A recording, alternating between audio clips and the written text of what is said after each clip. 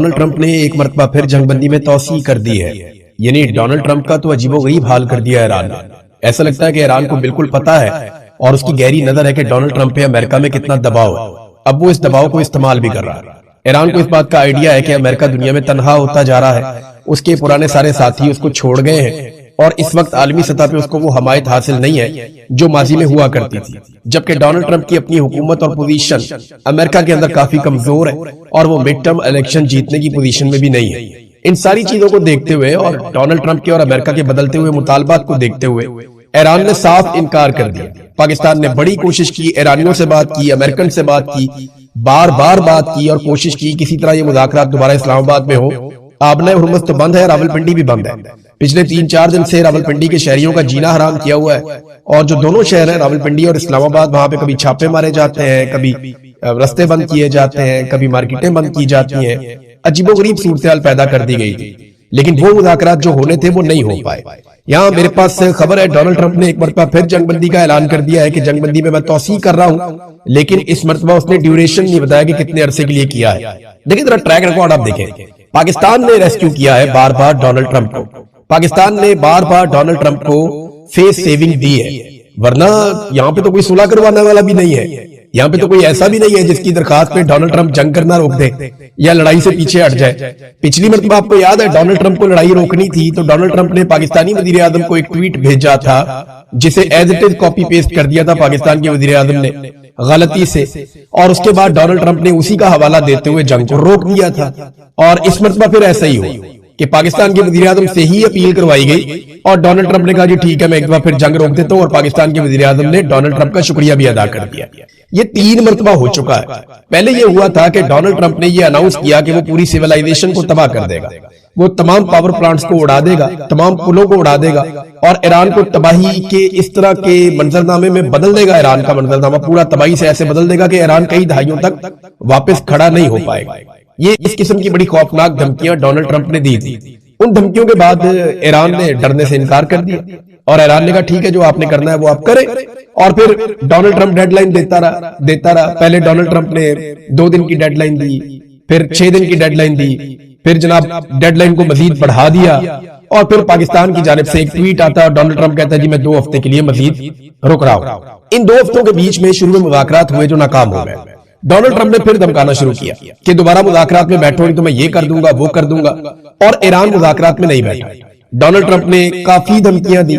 पाकिस्तान के field marshal Iran में गए, 3 दिन वहां पे रहे, उनसे बातचीत की और डोनाल्ड ट्रंप को बताया कि ईरान के फलां मसाइल है उनको आप हल करें। खास तौर पे जो बैरूनी नाकाबंदी की हुई है अमेरिका ने, मैं आज आपको मैप की मदद से दिखाऊंगा कि ये नाकाबंदी उन्होंने कहां की हुई है, इस पे ईरान के जो एतराजात थे वो भी बताए। और डोनाल्ड ट्रंप ने फिर जनाब फतह का ऐलान कर दिया और झंडे गाड़ दिए, ईरान ने फिर इनकार कर दिया। डोनाल्ड ट्रंप ने फिर धमकी लगाई, ईरान ने फिर इनकार कर दिया। और अब डोनाल्ड ट्रंप ने एक मरतबा फिर धमकी लगा दी थी, उसने कहा मैं पूरा मुल्क ही धमाके से उड़ा दूंगा अगर ईरान हमारे साथ कोई डील नहीं करता तो। साथ ही डोनाल्ड ट्रंप ने यह भी कहा था आज से 1 दिन पहले, यानी कल के दिन में डोनाल्ड ट्रंप ने कहा था कि मेरा कोई इरादा नहीं है कि मैं जंगबंदी के अंदर तौसीह करूं या जंगबंदी जो है वो जारी रहे। जंगबंदी खत्म हो जाएगी और दोबारा से हमला हो जाएगा। आज बुध का दिन है और आज जंगबंदी खत्म होकर दोबारा लड़ाई शुरू होना थी। ईरान ने भी इसकी तैयारी की हुई थी, लेकिन एक मरतबा फिर डोनाल्ड ट्रंप ने एक तरफा जंगबंदी का ऐलान कर दिया। और तो बहाना क्या बनाया, डोनाल्ड ट्रंप ने मंगल और बुध की रात दोबारा ऐलान किया जंगबंदी का, और ये नहीं बताया कि अब ये जंगबंदी कितना अरसा चलेगी। लेकिन इस मरतबा डोनाल्ड ट्रंप ने जो बहाना बनाया वो बहाना ये बनाया जनाब कि ईरान की क़यादत जो है उसके अंदर आपस में कुछ थोड़े बहुत इख्तलाफात हैं और वो किसी नतीजे पर पहुंचे, फिर वो हमारे साथ मुज़ाकरात करेंगे। अंदाजा करें कि डोनाल्ड ट्रंप की दुर बना के रख दी है ईरान ने, कैसी दुर्गत बनाई है कि अब बेचारा बहाने ढूंढता है कि किसी तरह में जंगबंदी कर लो। सुपर पावर था इनका मुल्क, कितनी इज्जत थी इनके मुल्क की, कितनी ताकत इनके मुल्क की मानी जाती थी पूरी दुनिया में, लेकिन टके टोकरी हो गई। और अब वो पाकिस्तान की मिन्नत तरला करते हैं। पाकिस्तान वो जो 1-1 अरब डॉलर के लिए कोशिश करता रहता है। हमारा मुल्क गरीब मुल्क है, कमजोर मुल्क है और एक जाली हुकूमत है पाकिस्तान में बेशक, लेकिन ऐसे मुल्क से भी डोनाल्ड ट्रंप बेचारा मदद मांगता रहता है। पाकिस्तान अच्छी बात है, चलो मदद कर देता है। अच्छा, डोनाल्ड ट्रंप ने कहा इस हकीकत की बुनियाद पर कि ईरान की हुकूमत शदीद अंदरूनी तकसीम का शिकार है जो कि गैर मुतवक्के नहीं है। फील्ड मार्शल आसिम मुनीर और शहबाज शरीफ की दरखास्त पर हमें कहा गया कि ईरान पर हमले को इस वक्त तक रोक दे जब तक उनके रहनुमा और नुमाइंदे एक मुतहदा तजवीज पेश ना कर दे।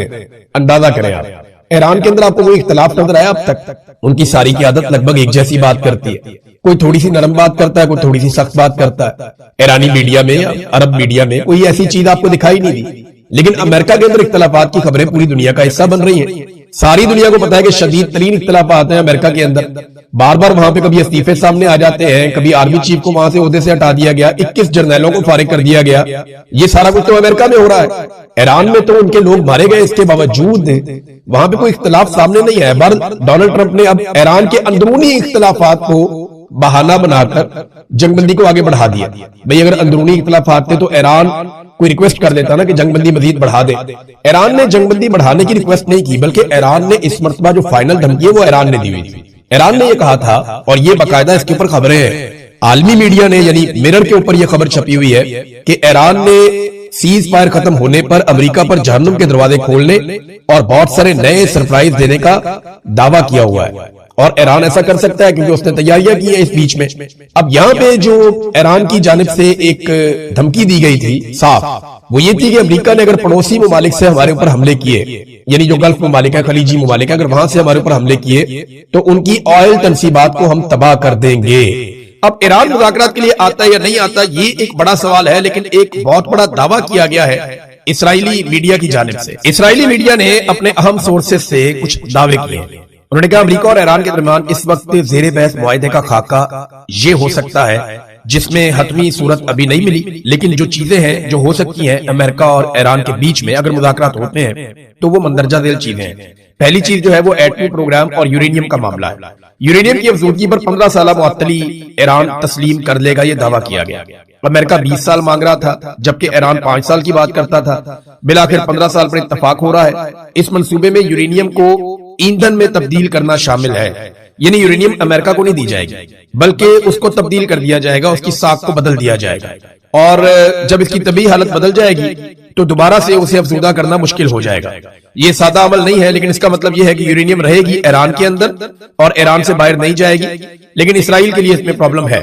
फिर एक और जो शर्त है वो ये है कि जो जौहरी तनसीबात है ईरान की, इस मामले में एक आलमी निगरानी रहेगी। वो पहले भी थी, मैंने आपको पहले भी ये कहा था कि ईरान के अंदर ही यूरेनियम जो है वो अगर निगरानी में ले ली जाए तो इसमें अमेरिका और ईरान दोनों को एक फेस सेविंग मिल जाती है। फिर एक और चीज है आपने हुर्मुज़ को खोलना।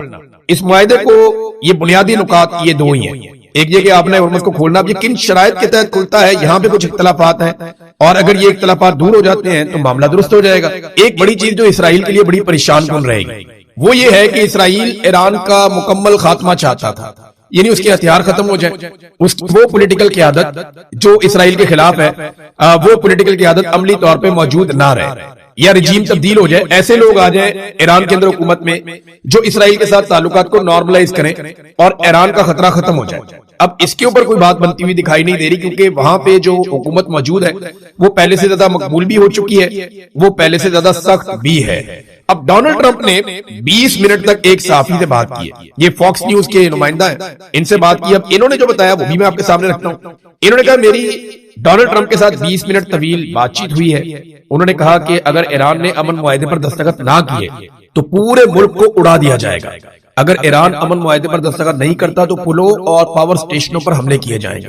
ये भी कहा कि इनके खसूसी एलची जैरेड कुशनर और स्टीव वेटकोफ मुज़ाकरात के लिए इस्लामाबाद जा रहे हैं, जो मंगल को होंगे और बुध को भी जारी रह सकते हैं। इनका काम एक मुआहदा तय करना है। डोनाल्ड ट्रंप ने इस बात पर जोर दिया कि मुआहदे की शराइत इंतहाई सादा है और ये ईरान के लिए आखिरी मौका है। फिर उन्होंने कहा वो ओबामा वाली गलती नहीं दोहराएंगे, यानी ईरान को कोई पैसा वैसा नहीं देंगे। ईरान को यूरेनियम के ज़खायर से दस्तबरदार होना पड़ेगा, ये भी उन्होंने कहा। ट्रंप ने कहा कि अगर ऐसा ना हुआ तो पूरा मुल्क उड़ा दिया जाएगा। अगर ईरानियों ने मुआहदे पर दस्तखत ना किए तो वो पुलों से और बिजली से महरूम हो जाएंगे, और ये हम कर सकते हैं और 72 घंटों में हम ये कर देंगे। डोनाल्ड ट्रंप ने इस किस्म की धमकियां लगाई। दूसरी तरफ ईरान का जो सरकारी खबर रिसा इदारा है, एजेंसी है बल्कि तस्नीम न्यूज एजेंसी, उसने एक तवील बयान जारी किया है जिसमें कुछ अहम चीजें मैं आपके सामने रखता हूं। उन्होंने ईरान के इस मौक़िफ़ की वजाहत की है कि अमेरिका एक तरफ अवामी सतह पर मुज़ाकरात की आमादगी जाहिर कर रहा है तो दूसरी तरफ जंग की तैयारियां जारी रखे हुए है। बयान में मजीद ये कहा गया कि ईरान अब जंग के पहले मरहले में दिखाए गए सब्र और तहम्मुल को खत्म करने के लिए तैयार है, ताकि अमेरिका और इसराइल के साथ दोबारा तसादुम की सूरत में ईरान आगाज में ही ऐसे जहन्नुमी लम्हात पैदा करेगा जिन्हें कभी भुलाया नहीं जा सकेगा। यानी जहन्नुम के ऐसे दरवाजे खोल देगा जिन्हें कभी कोई नहीं भूलेगा। इस बयान में वादे तौर पर इंतबाह दिया गया है कि इस बार बाब मंदब, सऊदी आरामको की तनसीबात, सऊदी अरब में यंबा की बंदरगाह और मुत्तहदा अरब अमारात का शहर फजीरा सब इस तनाज़े की जद में आएंगे।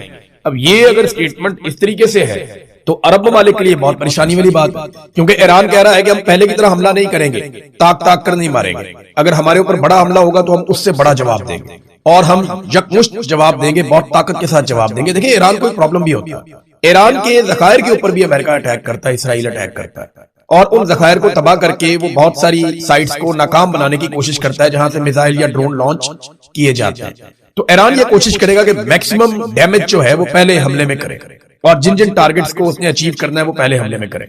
अब ये लड़ाई जो है वो एक बड़ी फैसलाकुन लड़ाई हो सकती है, लेकिन उम्मीद ये की जा रही है अब भी कि पाकिस्तान के अंदर कुछ भी करके दोनों फ्री कैन बैठे और किसी भी नतीजे पर पहुंचे और जंगबंदी जो है वो आगे बढ़ जाए। नाज़रीन, अमेरिकी पीबीएस न्यूज के मुताबिक डोनाल्ड ट्रंप और उसके दामाद जैरेड कुशनर की करप्शन से मुतालिक एक स्टोरी छाप दी गई। जैरेड कुशनर पाकिस्तान में ईरान से मुज़ाकरात के लिए दूसरी बार पहुंच रहे हैं।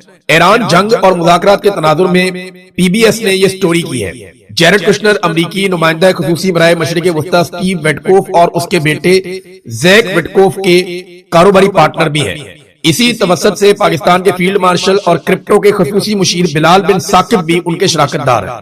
वॉल स्ट्रीट जर्नल की एक्सक्लूसिव रिपोर्ट के मुताबिक इसी चैनल के जरिए ही भारी भरकम मुआवजे के एवज पाकिस्तान की फौज ने सदर ट्रंप तक रसाई हासिल की और फिर व्हाइट हाउस में तारीखी लंच हुआ। ये जरा समझ आए, आपके पाकिस्तान में बिलाल बिन साकिब है और इनका फैमिली का एक फौजी बैकग्राउंड है और ये क्रिप्टो में काम करते हैं। इनके ताल्लुकात हैं स्टीव विटकॉफ के बेटे के साथ और उनके ताल्लुकात हैं जैरेड कुशनर के साथ और ये सारे कारोबारी ताल्लुकात हैं और ये डोनाल्ड ट्रंप की फैमिली है, उनके घर तक जाते हैं और यहीं से उन्होंने ताल्लुकात को इस्तेमाल करते हुए और क्रिप्टो के मामला में भारी इन्वेस्टमेंट्स और पाकिस्तान में इनको फैसिलिटेट करते हुए डोनाल्ड ट्रंप तक रसाई हासिल की।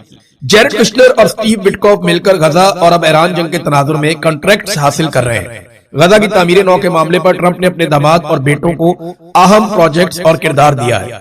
मुबैना तौर पर जैरेड कुशनर की दौलत ट्रंप की दूसरी मुद्दत सदारत के दौरान यानी जो चल रही है $50 मिलियन से $300 मिलियन तक पहुंच गई है।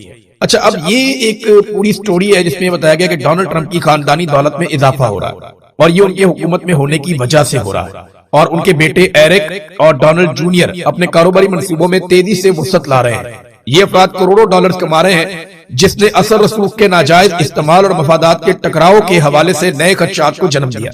अब ये एक स्टोरी है, एक तरफ यहाँ पैसा बनाया जा रहा है बहुत ज्यादा इस स्टोरी के मुताबिक जो यहाँ बयान किया गया और जंगों से फायदा भी उठाया जा रहा है। नाज़रीन जी, बहुत बड़ी खबरें हैं और पाकिस्तान में बड़ी डेवलपमेंट्स हो रही हैं। नंबर 1, आसिम मुनीर साहब की पॉलिसी है, उसके तहत मेजर जनरल अहमद शरीफ साहब पहुंचे, ये DGISPR है खैबर पख्तूनख्वा में पेशावर में, उन्होंने जाके वहां पे प्रेस कॉन्फ्रेंस की। गुज़िश्ता रात ऐसे लग रहा था कि ये प्रेस कॉन्फ्रेंस का जो अनाउंसमेंट किया गया ये इसलिए जाएंगे कि अफगानिस्तान में एक एरियल स्ट्राइक पाकिस्तान ने की है काबुल के नजदीक पख्तिया में और इस पे जो वहां की हुकूमत है उनका बयान भी आ गया। उनकी वजारत दिफा का वो कह रहे जी काबुल की फजाई हुदूद की खिलाफ वर्जी की गई है पख्तिया में और सिविल एरिया पे हमला किया गया है। नुकसानात किस किस के हुए ये उन्होंने नहीं बताया इस बयान में, लेकिन उन्होंने कहा जी कि हम इसकी मजम्मत करते हैं और फिर अब कार्रवाई भी करेंगे। ये हमला उस वक्त हुआ जब इंडिया ने यह फैसला किया है कि जो सफारती मिशन है अफगानिस्तान में वो उसको तब्दील करने जा रहे हैं सफारत खाने में। ये गौर कीजिए, बहुत बड़ी डेवलपमेंट है। इंडिया अब पाकिस्तान के साथ पहले तो वो बराह रास्त खुद भी लड़ा और उसको हजीमत उठानी पड़ी, लेकिन अब इंडिया ने एक नई हिकमत अमली बनाई है कि वो अफगानिस्तान की तरफ से पाकिस्तान पर दबाव डालेगा, अफगानिस्तान और पाकिस्तान के हालात को खराब करवाएगा और इसमें जो इस वक्त पाकिस्तान की मिलिट्री एस्टेब्लिशमेंट है वो खुद बड़ा अच्छा रोल प्ले कर देगी। अफगानिस्तान के साथ हालात खराब करने में इन्होंने कोई कसर नहीं छोड़ी। इंडिया इस मौके से फायदा उठाएगा क्योंकि दिमाग नहीं है ना, हाथ में बंदूक है, बस वही बात समझ आ रही है, अक्ल के साथ काम नहीं कर रहे। इंडिया दिमाग के साथ काम कर रहा है, ये हर काम ताकत से करना चाहता है। इंडिया ना सिर्फ वहां से प्रेशर बढ़ाएगा बल्कि इत्तलात आ रही है कि अक्टूबर या नवंबर में इंडिया दोबारा से एक एडवेंचर कर सकता है पाकिस्तान के खिलाफ और वो उसकी तैयारी कर रहे हैं। ये चीजें हम बाद में डिस्कस करेंगे कि इंडिया क्या कर सकता है, क्या कर रहा है। पहले आप ये देखें कि अहमद शरीफ साहब जो DGISPR है वो जब पहुंचे खैबर पख्तूनख्वा में पेशावर में तो उन्होंने कौन सी अहम बातें की। एक तो उन्होंने इमरान खान साहब पे नाम लिए बगैर तनकीद की और बार बार तनकीद की। ये एक पैगाम है मिलिट्री एस्टेब्लिशमेंट की जानिब से कि गंडापुर जैसा असासा जब हट गया है तो अब हम खुद आ गए यहां पे। बाकायदा जो आने वाला वजीर आला है उसको धमकाया गया है, जो अंदाज था बात करने का उसमें धमकी थी, और वो आने वाले वजीर आला को भी एक पैगाम था। सियासतदानों को रगेदा गया, उनको रिस्पॉन्सिबल करार दिया गया दहशतगर्दी के लिए, और एक अजीबोगरीब बयान डीजीआईएसपीआर ने वहां पे बयान किया। मैं आपको सारा सामने रख देता हूं, सबूतों के साथ रखूंगा, साबित करूंगा आज, क्योंकि वहां मौजूद सहाफियों में तो तपड़ नहीं है, कोई बात नहीं कर भी नहीं पाएगा। मैं बिला वजह ऐसे कहूंगा कि हम लोग सुपरमैन है, नहीं, हम भी वहां होते तो बहुत मुश्किल होता। मैं ये समझ सकता हूं, लेकिन सवाल आप तो उठाने चाहिए थे। आप एक खातून ने बड़ा जबरदस्त सवाल उठाया, लेकिन चले मैं बताता हूं। डीजीआईएसपीआर ने कहा कि आज कौन कह रहा है कि दहशतगर्दों के खिलाफ ऑपरेशन ना करें, बातचीत करें। आज से 5-6 साल पहले कौन कहता था कि खारजियों दहशतगर्दों से बातचीत करनी चाहिए? उस वक्त वो रियासत के जिम्मेदार थे, आज वो रियासत में नहीं, फिर भी कह रहे हैं बातचीत करें। ये कहते हैं जिन लोगों ने आपके बच्चे मारे, सर काटे, उनसे बातचीत कर लो। ये कौन कह रहा है? डीजीआईएसपीआर। जबकि इसी फौज का सरबराह फील्ड मार्शल आसिम मुनीर और शहबाज शरीफ तारीफें कर रहे हैं एक ऐसे मुआहदे की जहां पे 70,000 फलस्तीनी कत्ल किए गए, और वो कत्ल करने वाले इसराइल, जिसको आलमी सतह पे लोग दहशतगर्द कहते हैं, उसके साथ मुज़ाकरात और डील के ऊपर ये लोग दिन रात शादियां बजा रहे हैं। मैं सिर्फ एक मिसाल दे रहा हूं। अभी ये बात मैंने नहीं की कि यहां क्या होना चाहिए, ये इमरान खान ने क्या कहा। मैं सिर्फ इस एक बात के ऊपर दूसरा काउंटर नैरेटिव रख रहा हूं कि एक ही वक्त में आप कह रहे हैं कि यहां पे हम बात नहीं करना चाहते, ये तो सारे दहशतगर्द हैं, हमने बात नहीं करनी, इनके साथ बड़ी अच्छी बात है, ना करें। लेकिन सेम टाइम में आपकी इसराइल के लिए पॉलिसी मुख्तलिफ है, क्योंकि डोनाल्ड ट्रंप ने डंडा दिया हुआ है। वहां आप तारीफें कर रहे हैं एक ऐसी डील की जो 70,000 कत्लों के बाद हो गई। यही बात है ना।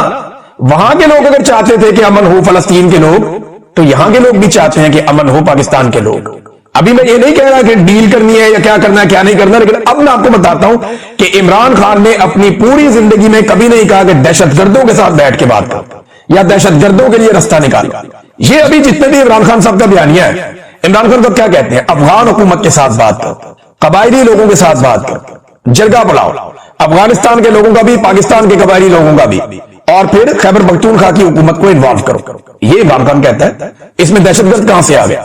इमरान खान कहता है कि दहशतगर्दी खत्म करने के लिए आपको गुफ्तगू भी करनी चाहिए आपस में तमाम फरीकैन के साथ। या सादा और कर लेते हैं इसको, इमरान खान कहता है मुतासरीन से बात करो। वो कब कहता है दहशतगर्दों से बात करो? इमरान खान तो नहीं कहता। हाँ, दहशतगर्दों से बात करो, ये कौन कहता है? मैं आपको भी निकाल के सुना देता हूं, बल्कि आपको दिखा भी देता हूं। ये नाज़रीन आप स्टेटमेंट देखिए, ये स्टेटमेंट राणा सनाउल्लाह साहब का है, और इस स्टेटमेंट के ऊपर इसकी तारीख भी लिखी हुई है। ये स्टेटमेंट है जी 7 जुलाई 2022। इमरान खान साहब की हुकूमत गिर गई थी अप्रैल के शुरू में ही 2022 में, तो मई, जून, जुलाई। इमरान खान की हुकूमत गिरने के 3 महीने के बाद उस वक्त का वजीर दाखिला राणा सनाउल्लाह, जो जनरल बाजवा का बेहतरीन, जनरल नदीम अकजम का बेहतरीन साथी था, वो क्या कह रहा है? The parliamentary committee on national security unanimously agreed to continue talks with Tehreek Taliban Pakistan.